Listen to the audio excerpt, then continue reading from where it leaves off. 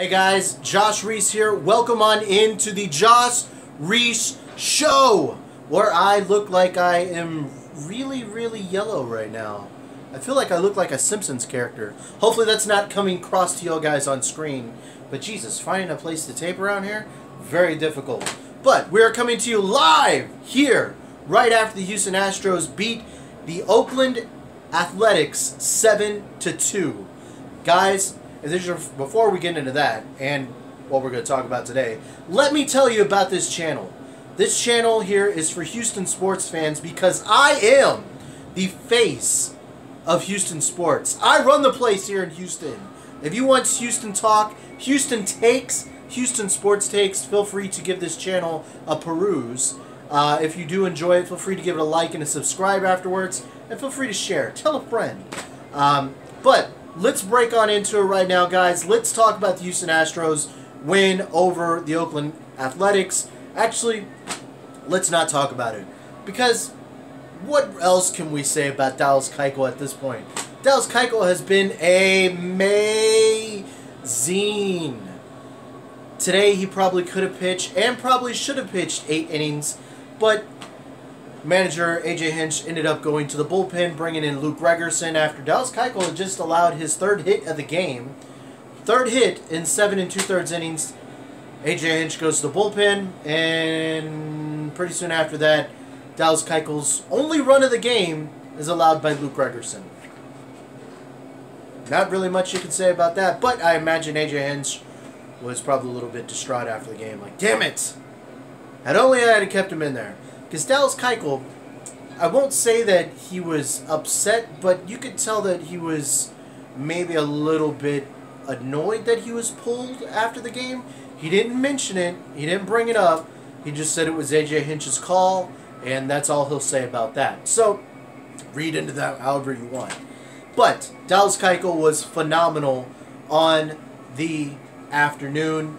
He had 9 strikeouts. He had 8 groundouts. One of the Oakland A's guys that I talked to after the game says it's pretty much picking your poison with Dallas Keuchel. His command is so good that you're either going to ground it into the ground or you're going to take a strike. You have to decide which one you want. You have a better chance to ground it into the ground and maybe it goes through a hole, but if you don't, it's going to be a strike. Dallas Keuchel has the amazing ability to just keep on being so consistent out there and delivering his pitches over and over again. And even though guys are seeing it, they know it's coming. You're going to get a strike that's on the knees, but it starts out on your belt. And you're like, oh yeah, this looks like a big meaty bad boy.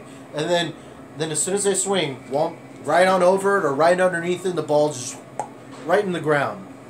Dallas Keuchel is a wonderful, crazy magician out there on the mound.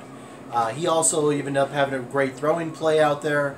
Gold Glove Dallas Keuchel returned. Cy Young Dallas Keuchel was out there rocking and rolling. Marwin Gonzalez blasted a 3-run shot to make it 7-1. Brad Peacock came in to try to close out the game, but he was not able to do his job. He gave up a run, loaded the bases, and with the save situation and 2 outs, A.J. Hinch said, you know what? I've seen enough. I've seen enough. I probably should have let Dallas Keuchel complete the game, but I've seen enough. I'm going to let my closer, Ken Giles, come in and finish the game. Giles did. One pitch save for Giles. So, Astros on the game. Very good game. Showed up after only having 1 run in the previous game, losing 2-1. They ended up showing out pretty well, getting up 7 runs against the A's in the series finale, picking up another series win. Underrated for the Astros. And I believe this is their 16th win of the season, 16-9, beating another division rival. So, pretty much all we're going to say about that, but we're going to get to another division rival in just a minute. I do want to just mention, now that the month is over, talk about just how dominant Keuchel has been on the month overall. He finishes with 5 wins and a 1.21 ERA. That is A-OK in anybody's book. But when I was looking at the likelihood of him winning AL Pitcher of the Month, which during his Cy Young year, he seemed to win just every single month. I think he won it 3 times overall. But it does not seem like Dallas Keuchel is going to win it While the Astros are a great story right now, the Minnesota Twins are a pretty good story as well. And Irving Santana is just having a bananas start to the season. Right now he has a 0.77 ERA, and he'll likely be the one winning pitcher of the month. But also some other great pitcher performances this first month in the AL. Chris Sale finishes with a 1.91 ERA, and James Paxton of the Seattle Mariners, who the Astros have seen a couple times this year, finishes with a 1.39 ERA. So Dallas Keuchel right in the mix. And right now, this looks to be like it's going to be a very special season for Dallas Keuchel. He might have already had the Gold Glove already locked up with some of his performances earlier in the month. But it looks to be on track for some more Cy Young run. A little bit too early to say? I don't think it's too early to say. But let's talk about the big fat elephant in the room. And the fat, giant, 5,000-pound elephant is beating the Texas goddamn Rangers. And come on, guys, let's be honest. The Texas Rangers have been a thorn in the side of the Houston Astros for the past couple seasons. The last 2 seasons, definitely. What was it? They have a 26% win percentage against the Rangers. That is not good enough for this Houston Astros team.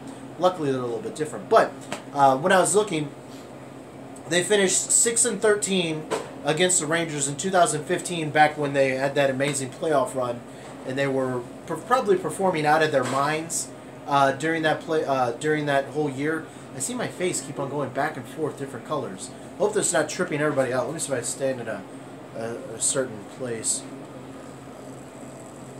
There we go. Maybe that might be a little better. Maybe I don't look so jaundiced anymore.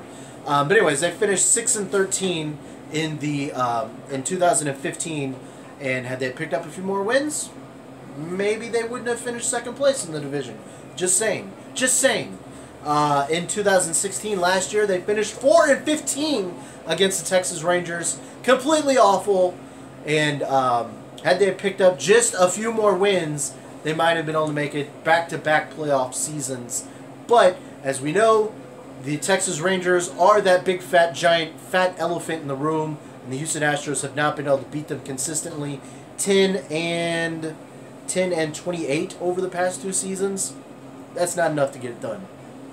And if the Astros finish this season against the Rangers with a 26% chance wins percentage again, only picking up 4, 5, 6 wins against them, they'll probably still make the playoffs, but they won't make the playoffs. They'll probably be like a wild card again.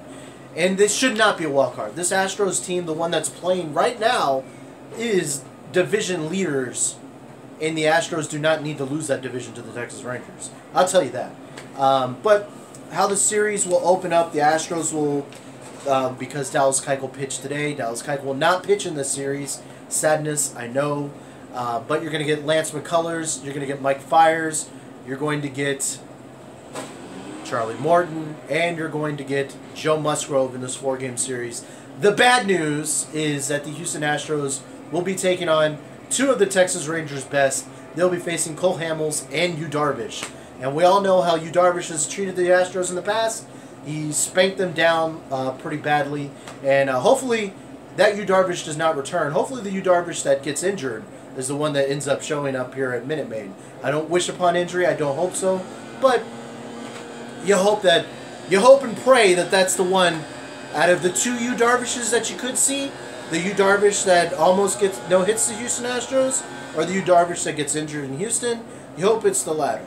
So the Astros are going to be in for a tough test against the Rangers. The Rangers have not been playing the type of baseball that the Astros have, but the Astros seem to always lose to the Rangers. The good news is for the Houston Astros that Adrian Beltre will not be in during the series. He's still recovering from a 10-day DL, and he will not be there. Thank Jesus. The bad news, Rougned Odor will play, and he has treated the Astros pretty badly in the past. And it always seems that he is a part of winning baseball plays for the Texas Rangers. I kind of liken Rougned Odor to Patrick Beverly of the Houston Rockets. Annoying as shit. But if he was on your team, you would love Odor. And Odor is kind of that gritty, grindy, same player that Beverly is. And he always just seems to come up with winning plays, a.k.a. like Beverly. I'd love to know what y'all guys think of that little comparison between Beverly and Odor. I can't imagine I'm the first person to ever kind of make that parallel. But going into the series, the Astros are healthy. Jose Altuve returned. Jake Marisnick will be back. They activated him off the DL on Sunday, and they're sending Tony Kemp back to the minors. But you're getting some much better offensive performances from the Houston Astros of late. Evan Gattis has been on fire. Yuli Gurriel has been amazing. Evan Gattis and Yuli Gurriel. Gurriel is batting .329 right now. Gattis .321. Josh Reddick is doing good things for the Astros. Didn't really show up on Sunday, but he's still a pretty good pretty good hitter for the Astros, and I think he'll have a good series against the Rangers. He's batting .297. Jose Altuve, still doing Jose Altuve things. So I'm expecting this series to be a little bit different than the past couple years for the Houston Astros. And while I don't think the Houston Astros are going to win this series, but I do think they split, which is a little bit, which kind of gives them hope going into the rest. Hey guys, we split against the Rangers. We can beat them now. They didn't win the series. Excuse me. Now when we can go up to Arlington and win a series, who knows? I just think that we're going to see a lot better baseball from the Astros than we have the last couple seasons when they take on the Rangers. It always seemed like you'd get a base running mistake, you'd get a fielding error from the Astros at a real key time, and I really feel that this Houston Astros team is a little bit better suited to take on the Rangers. They've added Beltran, they've added Brian McCann, who has really seemed to help the pitching staff out, and Josh Reddick, Nori Aoki. They just have a much deeper lineup than the Rangers have seen over the past couple seasons. After all, the Astros played with Carlos Gomez as a big chunk of their team and a big hope for their team against the Rangers in the past. Not having him could help, but we'll see.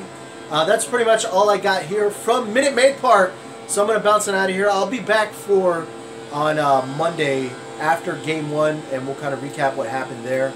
But till then, you can follow me on Twitter. My name is Josh Reese. You can follow me on Twitter at Mr. Joshua. If you enjoyed this video, feel free to like, feel free to share, and feel free to subscribe. Guys, I'm going to bounce it out of here. Thank you again for watching. And, of course, always feel free to tell people about the Josh Reese Show!